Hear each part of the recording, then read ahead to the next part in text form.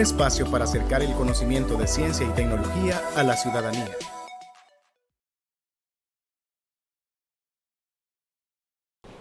¿Qué tal amigos? ¿Cómo están? Sean bienvenidos a una nueva emisión de su podcast Ciencia en Acción del Consejo Nacional de Ciencia y Tecnología de El Salvador. Yo soy Wilber Monterrosa y en esta ocasión hablaremos sobre el impacto en el medio ambiente que tiene la urbanización. A continuación les presento a nuestra invitada. Nuestra invitada de hoy es la licenciada Iliana Varías de Chinchilla. Ella es graduada de la licenciatura en Biología. Dentro de sus labores académicas, cuenta como tutora en proyectos STEM con Fundación Ciencia Joven Chile y coordinadora de área de biología en el programa de Academias Sabatinas del Ministerio de Educación de El Salvador, a quien le damos la más cordial bienvenida. Muchísimas gracias, licenciada, por estar con nosotros. Sabemos que tiene su apretada agenda, pero ha hecho este espacio para estar aquí en Ciencia en Acción y obviamente acercar estos temas importantes para la población que lo necesita. Necesitamos aprender y conocer más sobre, en este caso, el impacto de la urbanización en el medio ambiente. Gracias por estar con nosotros. Sí, de hecho, muchas gracias a ustedes por la invitación. Realmente me siento muy cómoda y realmente feliz de poder participar en este acercamiento que le vamos a la población sobre estos temas que son muy importantes y que tenemos que ir como viendo qué está sucediendo actualmente y en qué también podemos ir mejorando para poder hacer algo por, en este caso, por nuestro país, ¿verdad? Aunque sea pequeñas acciones que después van a repercutir bastante quizás a nivel mundial. Definitivamente, esa suma de pequeñas acciones van transformando nuestro entorno para bien o para mal. Sí, definitivamente. así es. Bien, hablemos entonces qué es el impacto del crecimiento urbano en el medio ambiente. ¿Podemos hablar una generalidad sobre esto, por favor? Sí, de hecho, cuando hablamos nosotros de urbanización, básicamente estamos hablando del proceso de cómo se va expandiendo o vamos cambiando como la estructura de una zona rural por medio de las infraestructuras con edificios, casas más elaboradas, la parte industrial también que va apareciendo y las infraestructuras también de transporte. Entonces, todos esos aspectos hacen de que ya estemos hablando de una zona urbana y dejemos atrás la parte rural, que son como más casas más aisladas, más vegetación. Ahora bien, toda esta parte, si hablamos nosotros del aspecto social, la urbanización el casco urbano, lo que busca acercar las oportunidades a la población, tanto económicas como mejorar las opciones de empleo, mejorar la educación o mejorar los servicios, en este caso de salud. Ahora en día vemos de que el crecimiento poblacional, lo que en algún momento quizás el objetivo que tenía la urbanización, como que en lugar de mejorar, pues va afectando y haciendo un impacto tanto en el medio ambiente y también en este caso a la población, ¿verdad? Que podemos ver en muchos factores. Por ejemplo, la destrucción del medio ambiente, el aumento de la temperatura, que nosotros nos vemos afectados con eso y que también afecta a nuestra salud, porque hay muchos deshidratación, por ejemplo, casos de deshidratación. Entonces, por ahí va caminando eso con el impacto que pueda tener la parte de la urbanización. Y cuando usted menciona ahorita que el crecimiento urbano se da a partir de la búsqueda de oportunidades, es decir, hay una migración interna de las zonas rurales a las zonas urbanas. ¿Cómo entonces este crecimiento va afectando no solo a las personas que ya viven ahí, sino a las que se integran a esa área urbanizada? Sí, claro. Como en esa misma búsqueda de poder ampliando las oportunidades y hay esa migración hacia la parte, en este caso la zona metropolitana, si lo vemos desde este punto de vista, pues deciden quedarse, ¿verdad? No venimos solamente como a esa oportunidad de educación y después regresar nuevamente para poder apoyar, sino que, bueno, me quedo porque aquí está mi empleo. Entonces eso es lo que conlleva mayores construcciones de vivienda, porque necesitamos, ¿verdad?, establecernos. De ahí viene la familia, entonces necesitamos todavía crecer. Entonces, en ese mismo sentido, como en la parte metropolitana se va como concentrando la mayor cantidad de población, entonces lo que conlleva de que se aproveche, digamos, el rubro de las construcciones o de las casas habitacionales. Y el detalle de esto quizás no es tanto las construcciones que se puedan ir generando para poder generar vivienda a todas estas personas que logran migrar acá y tener las oportunidades, sino de que la expansión lo que hace es que vamos perdiendo terreno, en este caso del medio ambiente, y cuando perdemos eso, también afectamos a la biodiversidad, que la fauna de que ahí habitaba, pues ahora ya se vuelven nuestros vecinos. Y que en muchos casos esa fauna silvestre, pues tampoco es que nosotros queramos tenerla cerca. Entonces, y ahí lo que hacemos nosotros es aumentar la pérdida de la biodiversidad. Este desbalance que usted habla precisamente lo vemos, de hecho, en San Salvador. Por ejemplo, hay personas que dicen, en mi zona donde yo estoy hay muchos mapaches, hay muchos tacuacines, pero creemos que son ellos los que nos invaden, cuando a lo mejor es al revés. Exacto. Bueno, de hecho es al revés, ¿verdad? Estaba leyendo unos informes del Ministerio de Medio Ambiente que mencionaba que a partir desde el 2019 para acá se han hecho más de 168 para arriba de casos que se han registrado que en las zonas urbanas se han hecho llamadas al Ministerio de Medio Ambiente y les dicen aquí hay una boa constrictor, una mazacuata que comúnmente nosotros la conocemos, ¿verdad?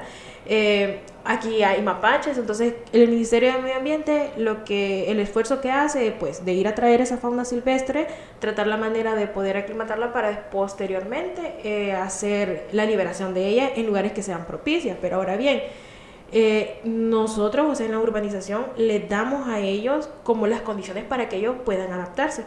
Como todo buen ser vivo, una de las características que tiene es que la capacidad de poder adaptarse. Si no se adapta, pues realmente pues pierde o en este caso se extingue, ¿verdad? Entonces ellos con esa oportunidad de poder adaptarse se adaptan al bullicio, ¿verdad? Que tenemos todos los días, que al tráfico, porque incluso hay carreteras que ahora donde antes no había, que era una vegetación o un bosque denso, ahora atraviesan una carretera, entonces ellos se acostumbran a eso. Incluso hay reportes o se han visto de que en esta zona de la carretera de Los Chorros, por ejemplo, que está en una ampliación de carretera, que realmente eso es efecto de cómo ha crecido la población. Entonces, eso es parte del urbanismo también, cómo va aumentando la congestión de tráfico, va aumentando. Entonces, se tiene que ampliar y por ende tenemos que ir reduciendo los bosques que nosotros aún tenemos.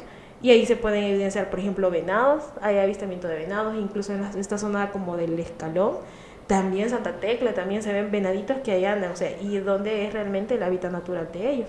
Pero ellos lo que les toca es adaptarse. Otro de los factores que puede estar afectando esto de el crecimiento poblacional en el medio ambiente es que entre más una urbanización, o sea, entre más densa sea, si no hay una buena gestión de los desechos sólidos y desechos orgánicos, por ende van a ser primero una vía de contagio de muchas enfermedades. Ahí pueden ser criaderos de muchos vectores que al final lo que afectan es nuestra salud. Y también esos cúmulos de basura, si no se logran gestionar bien, va a tener como resultado de que estos faunas silvestres se van a volver oportunistas. Por eso es que vamos a ver mapaches que van a estar más cerca porque ellos van a aprovechar todos esos desechos orgánicos que no realmente hay una buena gestión, ¿verdad? Entonces también nosotros les damos la oportunidad a ellos para poder adaptarse. Es importante mencionar que este fenómeno lo vemos no solo en El Salvador, lo vemos en todo el mundo. Países como India, Estados Unidos mismo, Europa. Vemos como hay esta concentración, esta migración hacia las ciudades y no está disminuyendo, al contrario, va en aumento. Y usted menciona un punto muy importante que es el aspecto de la salud. ¿Cómo se ve el impacto urbano en la salud de los habitantes de estas zonas, de estas megaurbes o estas urbes que están en constante crecimiento? Sí, como le mencionaba, eso de la falta de gestión de los desechos que produce una urbanización, que realmente estamos hablando de que ya no son casas de 10 casas por tantos metros cuadrados, sino que estamos hablando de cómo se ha aumentado demasiado. Y es lo que más abunda, ¿verdad? En una casa realmente. Sí. Es eso. Entonces, ahí lo que nosotros hacemos es darle paso a que haya una creencia de vectores. Entonces ahí no solamente son enfermedades, por ejemplo el dengue, que ahí es un ecosistema de que puede aprovechar, en este caso los zancudos, ¿verdad? Aparte de eso tenemos las moscas, que son vectores de muchas enfermedades, sobre todo gastrointestinales, y sobre todo cuando dentro de este casco urbano, donde hay infraestructura, o sea, industrial también, ¿qué es lo que podemos ver alrededor? Son personas de que están dando su servicio, dando alimentos, ¿verdad? Proporcionando estas ventas de alimentos y están cerca, ¿verdad? Toda esta acumulación que tenemos nosotros de estos vectores llega y pues por ende también va a afectar la salud. Además de esto, el otro impacto que podemos ver es sobre la contaminación del aire.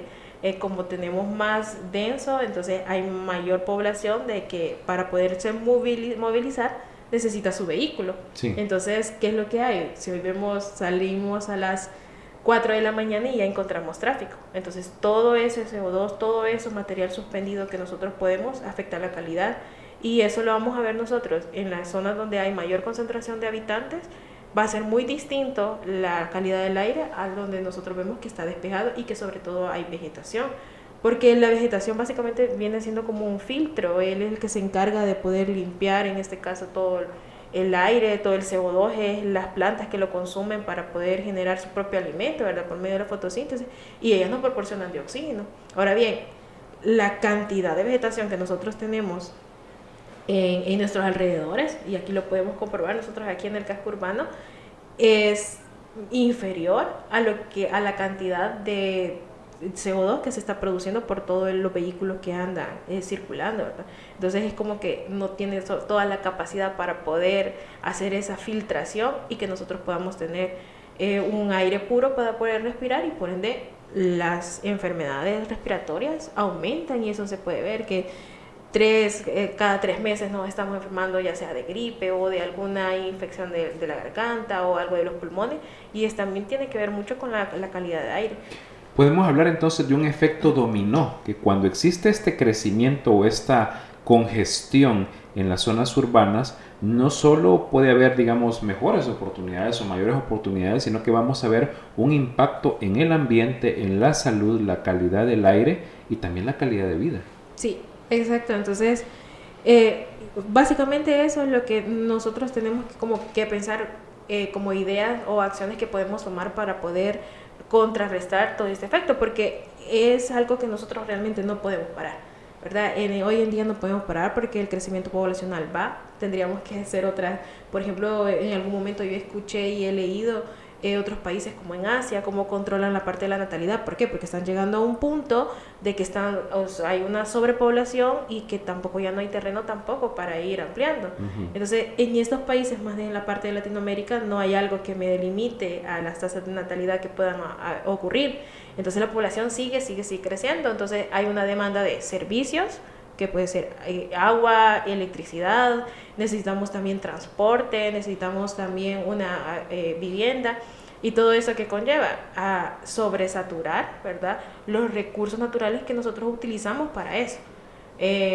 Una concentración urbana, es decir, una nueva residencial que se construya, ¿qué es lo que necesitamos para construirla? Primero, tener un terreno. Y ese terreno lo que va a conllevar es que vemos que hay una parte de vegetación que antes quizás se ocupaba para cultivo y ahora pues toca hacer una residencial, la tenemos.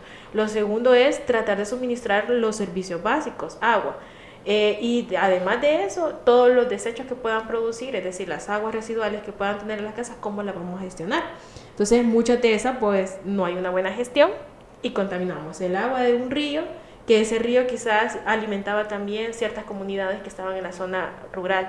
Entonces ahí va ese efecto dominó, porque no solamente es las personas que están en la parte urbana, en el casco urbano, sino que también indirectamente vamos a afectar a las personas que están en la zona rural, contaminando en este caso los ríos, ¿verdad? Reduciendo las tierras para poder ser cultivables. Entonces es un aspecto que realmente es como de tomarlo bastante en consideración y tomar iniciativas que busquen tener como unas construcciones más sustentables, un poco más, como decían, edificios más verdes, y ya no pensar tanto hacia los lados, sino que empezar como hacia arriba, ¿verdad? Por si no podemos parar esa parte de la construcción de viviendas, entonces es como ir pensando en construcción vertical, y como en la población generar esa conciencia, ¿verdad? Que ya no es tanto tener una casa súper grande con un gran patio, porque ya el país ya no da para esa situación. Necesitamos comprender entonces que cuando estamos, mejor dicho, cuando estamos dándole importancia al crecimiento que es necesario, que es relevante, pero también necesitamos comprender cómo funciona este ciclo del impacto ambiental, porque al final, como lo mencionábamos en la pregunta anterior, va mermando o puede ir afectando la salud de todos, de las presentes y de las nuevas generaciones. Sí, sí, así es. En ese sentido, pues yo he estado viendo que hay unos proyectos sobre hacer más sustentable en el caso de aquí de la zona metropolitana. Y mencionaban sobre los beneficios que pueda tener la construcción y tener los techos verdes, que básicamente es tener techos donde se le pone un poco de vegetación, y realmente eso puede funcionar en el sentido de que eso ayudaría a reducir las temperaturas, y unas temperaturas que hemos tenido al menos en este año, de que puede conllevar a muchas incluso enfermedades, la parte de deshidratación, o sea, nuestros órganos también pueden, por ejemplo, los riñones bien bastante comprometidos, afecciones de la piel para las personas que son muy alérgicas, entonces eso puede ayudar. Ahora, eso además de disminuir la temperatura, puede ayudar también a disminuir el gasto energético que tenemos, porque hoy en día, ¿qué familia, ya sea en esta zona urbana principalmente, no utilizan aunque sea un ventilador o aire acondicionado para poder aclimatar, ¿verdad?, el ambiente donde va a estar, ya sea de trabajo o ya sea en su casa? Tenemos que utilizar, y eso es un gasto energético. Y ese gasto energético, ¿qué conlleva? O sea, si de dónde viene la electricidad, tenemos que hacer todo el proceso que hacen la planta energética, utilizan el agua para poder funcionar la bobina, el cableado, o sea, es una gran inversión que se tiene, y además el costo del pago que nosotros tenemos que hacer por la electricidad. Entonces, buscar estas alternativas pues ayudaría mucho para poder reducir todos estos impactos, incluso también el impacto económico que hay en las familias, si lo vemos por ese lado de los servicios, ¿verdad? Hablemos de cambio climático. Usted mencionaba algo muy interesante. El año pasado, el 2023, tuvimos pues registrado de las temperaturas más altas del planeta, ¿no?, en nuestro verano, en el mundo. Pero ¿cómo esta mancha urbana que sigue en crecimiento afecta directamente al cambio climático? ¿Podemos abordar este tema? ¿Cómo estos agrupaciones o estas manchas urbanas van en conexión directa con esta afectación al medio ambiente? Sí, de hecho es bien interesante ver cómo eso del fenómeno de los gases invernaderos, ¿verdad?, que dicen acá. ¿Qué es lo que sucede con eso? En un ambiente, digamos, normal, donde hay mucha vegetación, los rayos del sol que son emitidos a la Tierra, pues toda la vegetación absorbe toda esa energía solar, bueno, y luego la transforma, y hay parte de esa energía solar que nuevamente es reflejada hacia el espacio, en este caso, y sale. Ahora, ¿qué es lo que sucede? Que como la vegetación se ha reducido, si lo vemos de esta parte, generalmente nosotros vamos a ver más asfalto, ¿verdad?, concreto, más estructuras y menos vegetación. Entonces, todo ese calor y la energía que era emitida por el sol, en lugar de escaparse nuevamente al espacio, queda encerrado acá, en la Tierra, ¿verdad?, en este caso en nuestra atmósfera. Entonces, al quedar encerrado acá, lo que da como resultado es que aumenta la temperatura. Y los gases que nosotros producimos, en este caso el CO2, o sea, el metano, que es producido también en caso por la industria o la parte agropecuaria, en lugar de escapar nuevamente al espacio, ¿verdad?, o poderse disipar, se quedan también acá encerrados. Entonces eso lo que forma es como si fuera una nube densa que no deja escapar el calor emitido por las ondas electromagnéticas del sol, y aumenta eso la temperatura, y al quedarse los gases, en este caso el CO2, el metano, que esos son los gases invernaderos acá atrapados en la Tierra, son los que hacen que el cambio climático sea más acelerado, porque es algo que ocurre naturalmente, pero el problema es que nuestras acciones antropogénicas hacen de que ese cambio sea más rápido, más acelerado. En este caso, el cambio, si vemos las temperaturas altas, las lluvias, que por un momento en un mes registramos más de lo que se pudo haber registrado en un año, o tenemos lluvias en meses que debería estar en la época seca, ¿verdad? Hay todo un desbalance entonces a partir de esto, y en las partes urbanas lo podemos ver, repito, no solo aquí en El Salvador, lo podemos ver en el mundo. Cuando llueve fuerte, vemos estas inundaciones y todas estas afectaciones que hay, probablemente por esta situación de no planificar y no tener ese balance que es lo que se procura para no afectar el medio ambiente, al menos no tanto, no en la medida en que se está haciendo. Sí, de hecho, eso es lo que acaba de mencionar, eso tiene que ver mucho sobre las inundaciones, o sea, que como registramos mayor cantidad de inundaciones, en una hora llueve lo que pudo haber llovido una semana, y como no tenemos un sistema de alcantarillados, o sea, eso también afecta. Ahora, esto no solamente podemos verlo por ese sistema, sino que también es por la falta de conciencia o la falta de educación que nos falta a nosotros como población. Y a eso se liga a otro tema que también está muy relacionado hasta cierto punto con el urbanismo, que es a la falta de educación sobre la gestión de la basura. Entonces, que hoy en día vemos, o sea, usted camina sobre una acera y ¿qué va a ver? O sea, son envolturas, bolsas de agua. Entonces, ¿qué es lo que sucede con eso? ¿Qué es lo que sucede con eso? Que al final eso van a parar al alcantarillado, lo tapan y tenemos inundación. Sí, sí. Y como son pocas, ¿verdad? Entonces, y así va sucediendo. Entre más vamos creciendo, ¿verdad? Vamos creciendo. Entonces, creo que también nosotros tenemos que hacer como población nuestra parte, ¿verdad? Entonces, es buscar como qué alternativas podemos hacer para poder evitar que sucedan estas situaciones que al final somos nosotros los mismos que salimos afectados. Usted toca un punto bien importante y es la corresponsabilidad. Aquí no se trata porque generalmente escuchamos algunas voces aisladas que dicen esto le corresponde a tal persona, esto le corresponde a tal institución, pero en el fondo si nos afecta a todos, nos corresponde a todos. Sí. Sí, así es, y yo he escuchado a veces comentarios que realmente causan tristeza, es que mencionen que es una envoltura, o sea, solamente es una. Ahora, imagínense que tenemos cuántas personas, más de 10 personas en una hora o más de en un minuto, más de 10 personas haciendo eso, o sea, cuántas son envolturas que se van a producir. Entonces, ahí es donde nosotros no estamos conscientes que nosotros nos vemos afectados por ese problema y también somos parte del problema que estamos haciendo. Entonces, eso es muy importante, que comprendamos de que aquí todos tenemos que hacer nuestra parte. Ahora, que ¿por qué no pasa el que recogedor o el que gestiona el transporte de la basura? Pero a veces tampoco nosotros tenemos ese medio de poder organizar, digamos, la basura, organizarnos también en el tiempo. Yo sé que vivir también en la ciudad es vivir como bien acelerado, ¿verdad? Todo lo queremos hacer ya. Entonces, si tampoco nosotros ponemos de nuestra parte, ¿qué es lo que va a suceder? Se va a quedar el gran montón de montorios así de basura, criaderos también de vectores, ¿verdad? También la parte escénica también no es muy agradable en olores.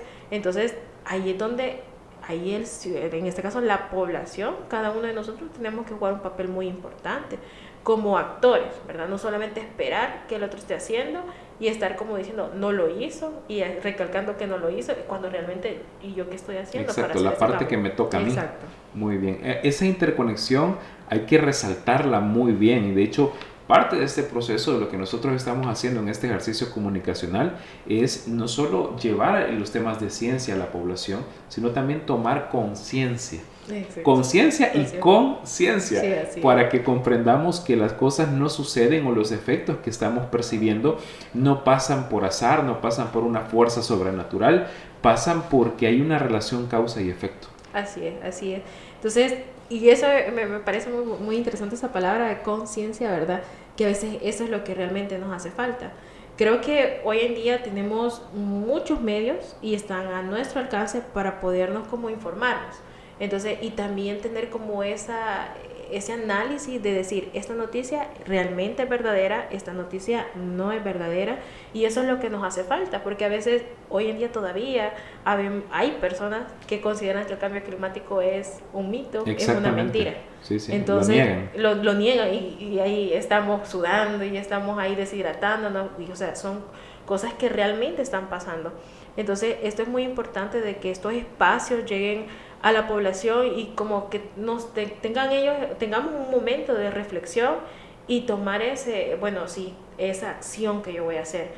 Porque sí es cierto de que una persona, o dice una gaviota no hace o en verano, si no me equivoco, pero si vamos sumando pequeñas acciones y más pequeñas acciones, pues la unión al final hace la fuerza. Y sobre todo ahondando o tocando la conciencia. Exacto. Eso es sí, relevante. Eso es exacto. Y eso al final, me gusta esa palabra que mencionó usted del efecto dominó, si nosotros empezamos quizás desde los más pequeños, o sea, el efecto va a ser muy grande, porque al final el poder educar desde pequeño, cuando ya una persona esté adulta, no va a ser tan difícil, porque ahora tratemos de una persona que ya tiene sus años, ya vivió demasiado, cambiarle como la perspectiva de la actualidad que hoy tenemos es un poco difícil. No imposible, pero un poco difícil. Sí. Es como saber cómo llegar a esta población cuando ya ha pasado por mucho y que ya tiene bien sedimentado quién es, ¿verdad? O cómo debo actuar. Sí, cómo percibe la vida y cómo interactúa. Exacto. Entonces ya es un poco más difícil, pero entonces ahora nuestra tarea es tratar la manera de llegar a esta población y realmente a la nueva generación irles educando en estos temas y que ellos puedan tener esa conciencia y ese compromiso, no solamente con el país, sino que ver de que sí, esto me va a afectar a mí, ¿verdad? Que a veces tendemos a ser un poco egoístas, entonces sí, pensemos en que esto me va a afectar a mí, entonces voy a tratar de hacer acciones de que no me vayan en este caso, a perjudicar, ¿verdad? Y al final es un bien colectivo que tenemos que buscar. Muy bien, entramos ya a la recta final de nuestra entrevista. Yo le quiero preguntar algo, licenciada. ¿Cómo puede hacer nuestra población para reducir el impacto ecológico? Por ejemplo, las personas creen que solo para reforestar tengo que ir, digamos, a un cerro y es bueno definitivamente ir y sembrar, pero ¿cómo podemos hacer para empezar a reducir un tanto a partir de donde nosotros estamos, donde vivimos? ¿Cómo puedo hacer yo para contribuir al medio ambiente? Ya hablamos algo muy puntual acerca de la basura, el tratamiento de la basura, los desechos, pero también hablemos de la parte de reforestación o del cuidado particularmente de árboles y plantas alrededor de donde vivimos. Sí, de hecho, eso sería muy importante de tener como los jardines, en este caso los jardines ya estamos hablando de cada una de las casas. Ahora, me podrían decir, pero ¿cómo hago un jardín o cómo busco estos espacios verdes dentro de mi espacio, desde mi lugar, ¿verdad? O mi zona habitacional, cuando no tengo realmente espacio, no tengo dónde ir a cultivar? Entonces, para eso están las alternativas que hoy en día podemos ver sobre los cultivos verticales, ¿verdad? Incluso hay diferentes como opciones, como colocar, incluso reutilizar las botellas de plástico que solamente tienen un uso hoy en día y después a la basura. Utilizar eso como esas especies de cultivos verticales que me ayuden en este caso a generar, por ejemplo, se pueden generar incluso cultivos que sean comestibles, por ejemplo, cilantro, incluso tomate se puede dar en verticales. Apostar también por los tipos de cultivos verticales utilizando los cultivos hidropónicos, ¿verdad? Que son como un poquito más orgánicos. Perdón que le interrumpa, solo para apuntalar, ¿esto es lo mismo, el equivalente a un huerto casero? Pero la diferencia es la verticalidad. Sí. Ok, ¿podemos ahondar en ese punto, por favor? Sí, por favor. El detalle lo único que tiene es la posición que nosotros vamos a poner nuestra vegetación. Sí. En este caso es colocar como una especie de una estructura en vertical que me dé el espacio para poder ir sembrando de manera, en ese sentido, ¿verdad? Okay. Generalmente las especies, o sea, en este caso muchas plantas plantas ornamentales se prestan para este tipo y lo podemos poner, o sea, en una pared. Entonces, y esta pared que tenga vegetación incluso puede apoyar bastante que lo que hablábamos en la disminución de la temperatura que puedan tener. Y además el generar esto como la sombra que nosotros siempre buscamos, entonces puede apoyar.